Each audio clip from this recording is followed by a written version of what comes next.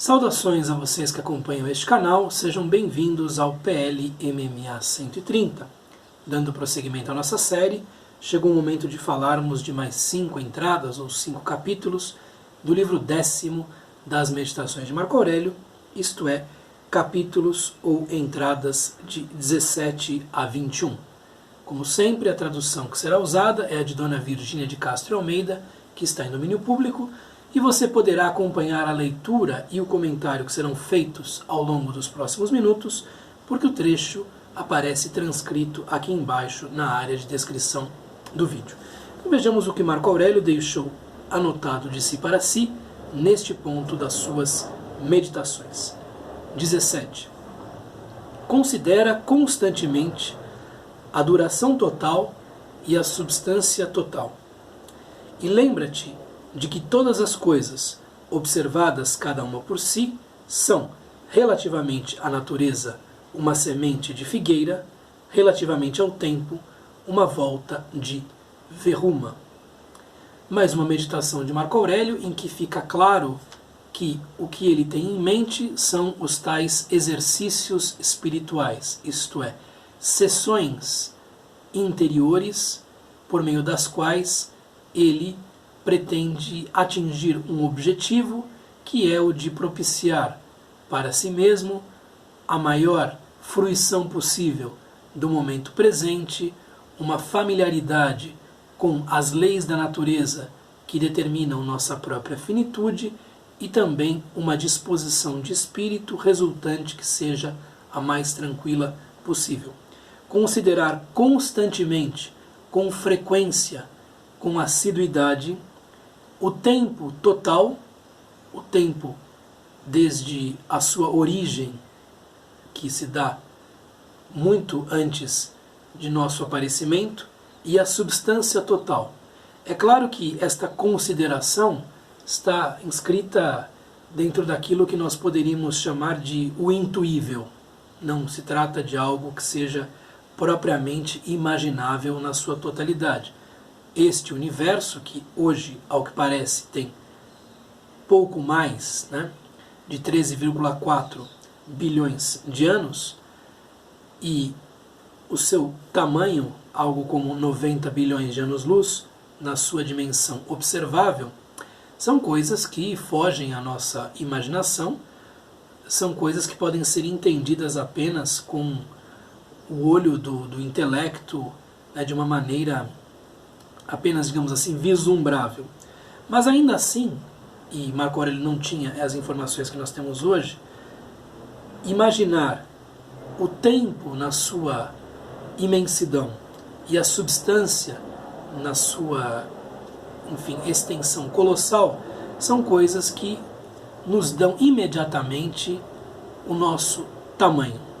Isso pode ser feito mentalmente, de maneira constante, de maneira assídua, com periodicidade clara, 2, 3 vezes por dia, e era algo que os estoicos e outros filósofos da antiguidade faziam bastante. E ao fazer isso, lembra-te de que todas as coisas, observadas cada uma por si, então todas as coisas e todas as pessoas, todos os entes com os quais você tem contato e com os quais você não tem contato, são relativamente à natureza geral, relativamente à substância da natureza geral, uma semente de figueira. O termo que Dona Virgínia de Castro põe aqui é um grão de milho, evidentemente que não é isto que está no grego, porque o milho é uma planta americana, que não tinha sido ainda apresentada aos habitantes do Velho Mundo. Então não pode ser um grão de milho, é uma semente de figueira, como colocaram outros tradutores.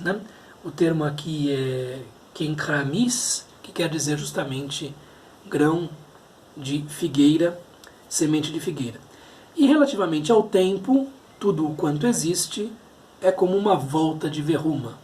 Verruma é uma ferramenta que tem uma broca na ponta, pode ter uma espécie de alça para fora ou não, e também tudo quanto existe é como apenas uma volta de uma broca, ou uma volta de um redemoinho em um ralo, em em uma fonte, enfim.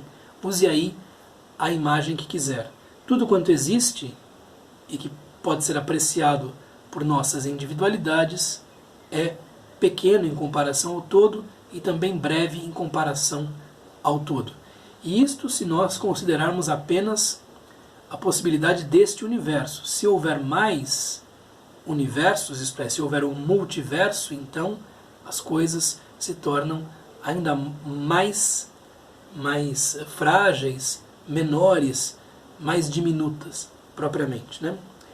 Lembremos-nos daquilo que foi pedido por Carl Sagan quando a primeira Voyager, ou a segunda Voyager, enfim, uma das duas Voyagers, saiu finalmente do Sistema Solar. Se não me engano foi em 1992. Ele pediu que a partir daquele ponto, que era um dos confins, né, do cinturão de Kuiper, fosse tirada uma foto do Sistema Solar como um todo e especialmente da Terra. E existe uma foto que ficou conhecida como Pale Blue Dot, né, o pálido ponto azul, que mostra o tamanho da Terra como um pixel azulado, iluminado por um facho da luz solar, em meio a uma imensidão de vácuo, de nada, e alguns outros planetas também desta maneira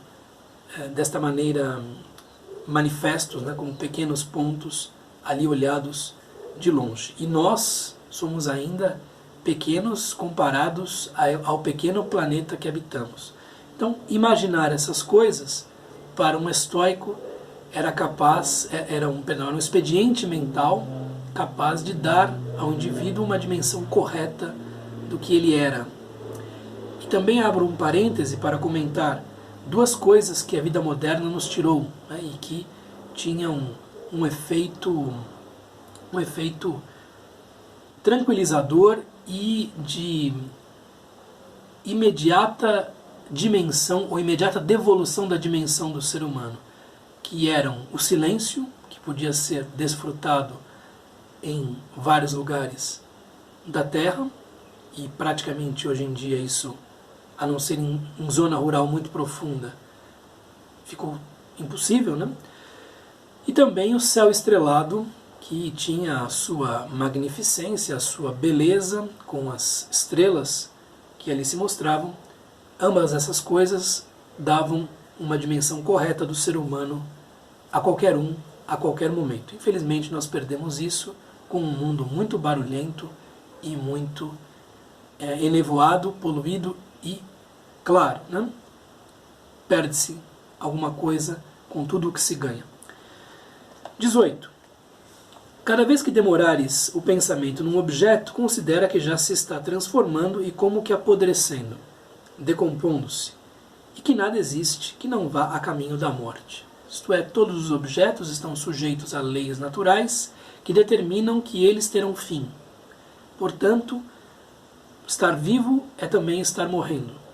Quem está vivendo está também morrendo, caminhando na direção do seu fim. Para morrer, basta estar vivo. Para desaparecer, basta existir. É uma condição paradoxal dos entes, das coisas que existem, né? Mas é algo que faz parte da natureza das coisas. O próprio Sêneca, em diversos pontos, traz este tipo de pensamento, né? E cunha uma sentença que se torna famosa na história da filosofia, na história do pensamento no Ocidente, em latim, que é quotidie morimur, isto é, morremos todo dia, estamos morrendo a todo momento. E o nosso passado, por exemplo, são coisas mortas. O nosso futuro é incerto, portanto, a única coisa que nos preenche, o único absoluto em que nos movemos é o momento presente, é o que dirá Sêneca a diversos de seus interlocutores, Lucílio sendo o mais famoso deles, né? Então, cada vez que demorares o pensamento no objeto, que isto venha acompanhado desse tipo de consideração. Considera que já está se transformando. Então, este objeto aqui, né, está sujeito a transformações.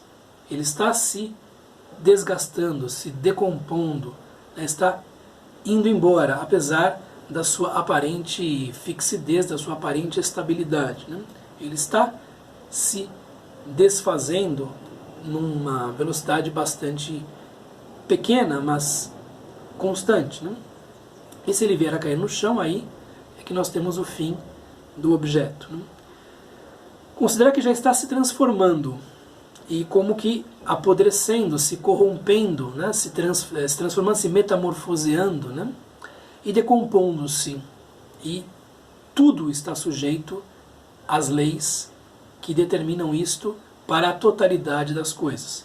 E que nada existe que não vá a caminho da morte ou a caminho do seu fim, né? Então, tudo que tem um começo tem um fim neste universo, né? Então a ideia é tornar a prosorré, isto é, a atenção do indivíduo, treinada para perceber que tudo aquilo que ele abarca com o olhar ou com o pensamento ou com qualquer um dos sentidos, né, por meio da sua sensibilidade ou das suas sensações, são coisas que estão destinadas a transformar-se, a mudar e caminhar para o fim, que é o início de outras coisas. Então há uma natureza cíclica da natureza, de tudo quanto existe, da totalidade ordenada, que deve ser observada para que o indivíduo não se engane com relação àquilo que ele vive, né? 19. Que criaturas são estas que dormem, comem, se juntam, digerem, etc., e repara como se emproam, como incham de orgulho, como se zangam, como tratam os outros por cima do ombro. Há bem pouco tempo eram escravos de 1000 coisas, e de que maneira? E daqui a pouco tornarão a sê-lo. É mais uma daquelas meditações de Marco Aurélio em que nós o vemos destacar-se dos outros seres humanos, daqueles que não são instruídos na filosofia, e procurar não adotar o ponto de vista dessas pessoas, isto é, vê-las como pessoas insensatas, como pessoas não instruídas e que, portanto, têm opiniões que não devem ser abraçadas, não devem ser tomadas por ele, alguém que tinha sido iniciado na filosofia e tinha proposto a si mesmo um caminho na direção da sabedoria.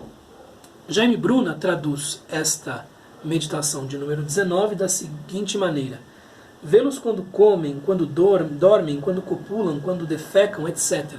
Nenhuma atividade do ser humano, por mais corporal que ela seja, por mais comezinha que ela seja, por menos nobre que ela seja, deve estar fora da consideração de alguém que queira aprender a viver segundo a natureza. Observar como todas as pessoas estão sujeitas a isso e como algumas pessoas fazem isso de maneira, digamos assim, menos recomendável do que outras, é importante. Já mencionei aqui Musônio Rufo, o grande mestre de Epicteto, que prestava muita atenção ao modo como os indivíduos deveriam comer com moderação, banhar-se de uma maneira adequada, caminhar mesmo da melhor maneira possível, fazer uso dos seus objetos de maneira parcimoniosa, etc, etc. Então há ali, no pouco que nós temos de Musônio Rufo, uma atenção muito grande a todas essas atividades comezinhas, a todas essas necessidades que são satisfeitas mesmo dos seres humanos, e como tudo isso poderia ser uma oportunidade, ou um conjunto de oportunidades, melhor dizendo, para o exercício de uma virtude, e especificamente da sofrosune, isto é, da moderação, do comedimento, né? Agora, quando não se tem isso, há um campo de irrazoabilidade para quem vai comer, quem vai dormir, quem vai copular, defecar, etc, etc. Então há uma maneira, por assim dizer, filosófica e comedida de fazer essas coisas todas, que não se confunde com a maneira dos insensatos. E aqui nós vemos Marco Aurélio se destacando da malta, né? Enfim, do todo humano, do comum dos seus concidadãos. Depois, vê-los quando impam e ensoberbecem, né? Aqui a ideia de se se encherem de si, tomarem fumos de arrogância, de coisas que não são. Né? Então vejam como esses indivíduos que estão sujeitos a todas as leis naturais, corpóreas, que valem para todos nós, e que fazem essas atividades de maneira, por vezes, pior do que os que são instruídos na filosofia, vejam como eles se esquecem do seu lado animal e ficam se achando, ficam se botando, ficam subindo em palanques imaginários para enfim, ditar regras para os outros, né? Ensoberbecem, ou quando zangam e ralham autoritários, diz Bruna, ou então como se zangam, como tratam os outros por cima do ombro. Então, por que essa arrogância se são como todos nós? E, pior ainda, se não observam leis de comedimento e de decência nessas necessidades, nesses atos comezinhos do dia a dia. Todavia, a quantos a poucos se escravizavam e por quê? E dentro em breve a que condições estarão reduzidos? Isto é, aqui aquela velha comparação epictetiana do não instruído na filosofia com um escravo, um prisioneiro. Então aquele que não se apega ao hegemonicon, não se apega à sua mente diretora, não se apega àquela parte do hegemonicon que ele chama prohairesis, que é o poder de escolha, é um escravo. Por quê? Se deixa agrilhoar, se deixa aprisionar, enredar pelas coisas exteriores, pelo afeto que possa vir a ter na sua família, pelo seu trabalho, pela sua posição social, pela sua fama certa ou suposta, por aquilo que crê ser para os outros, pela sua beleza verdadeira ou imaginária, etc, etc. E tudo isso são coisas que estão inscritas na categoria estoica dos indiferentes. Podem ser indiferentes preferíveis quando ajudam a vida social ou não preferíveis quando tornam a interação social mais complicada. Mas são indiferentes porque o valor para o estoico é o valor interior. É o bem que se encontra dentro de si, é a abertura do indivíduo para caminhar na direção da excelência que nos é própria, da areté ou virtude que é possível aos seres humanos. Então, há bem pouco tempo eram escravos de mil coisas e de que maneira, e daqui a pouco tempo tornarão a sê-lo, tornarão a escravizar-se por mais arrogantes, por mais pretensiosos que pareçam. 20. O que a natureza universal dá a cada um é-lhe sempre útil. É sempre útil a esta pessoa, ou este indivíduo, ou este ente. E é-lhe útil para ele, para ela, justamente na ocasião em que ela lhe dá. Temos mais um caso aqui de meditação em que Marco Aurélio está tentando calibrar o seu pensamento, o seu discurso interior para considerar o modo como a natureza age, obra, os efeitos que ela produz com o seu próprio bem, para ver no bem que a natureza cria para si mesmo o próprio bem do indivíduo específico, Marco Aurélio. E segundo essa visão, a natureza é sempre benfazeja e tudo o que ela faz para o indivíduo é útil para essa pessoa em questão, ou é útil para esse objeto em questão. O que a natureza universal dá a cada um é-lhe sempre útil, é-lhe sempre adequado, é-lhe sempre o mais propício, o que tem mais serventia. E é-lhe útil justamente naquele momento em que ela lhe dá. E aqui estamos vendo Marco Aurélio conversando consigo mesmo para se convencer desta sentença, deste princípio, e buscar ver naquilo que acontece, como acontece, o seu próprio bem. Igualar o seu próprio bem de indivíduo finito, mortal, limitado, com o bem de uma substância muitíssimo maior, colossalmente maior e que age no seu próprio interesse. Então, tentar igualar isso é uma das principais medidas que o indivíduo deve tomar para viver segundo a natureza e, portanto, colher aqueles bons efeitos da vida segundo a natureza, a eudaimonia e a ataraxia, felicidade e a imperturbabilidade, que são, como nós sabemos, apanágio dos sábios, porque apenas os sábios é que fazem esta equação entre o bem deles e o bem da natureza de maneira perfeita e inabalável. 21, temos aqui uma citação hoje atribuída a Eurípides. A terra ama a chuva e o ar benfazejo ama-a também. E o amor do mundo consiste em fazer o que deve. Digo, portanto, ao mundo, ou ao cosmos, ao universo, amo como tu. Pois não é costume dizer-se tal coisa ama cumprir-se? Então nós temos aqui uma citação a uma obra desconhecida de Eurípides, é um dos fragmentos, fragmento número 800. A terra ama a chuva e o ar benfazejo ama-a também, supondo nos elementos que existem na terra e que interagem entre si um amor mútuo. A terra ama o ar, que ama o fogo, que ama a água, que ama a terra, e todos esses elementos são solidários e, por assim dizer, entre amantes. E nós, que fazemos parte da natureza, ao observarmos esse amor dos elementos, devemos imitar isto que vemos na natureza e, portanto, amar tudo quanto acontece. É o amor fati que está sendo delineado aqui. A terra ama a chuva e o ar benfazejo ama-a também. E o amor do cosmos, do universo, da totalidade ordenada, do todo, consiste em fazer o que deve.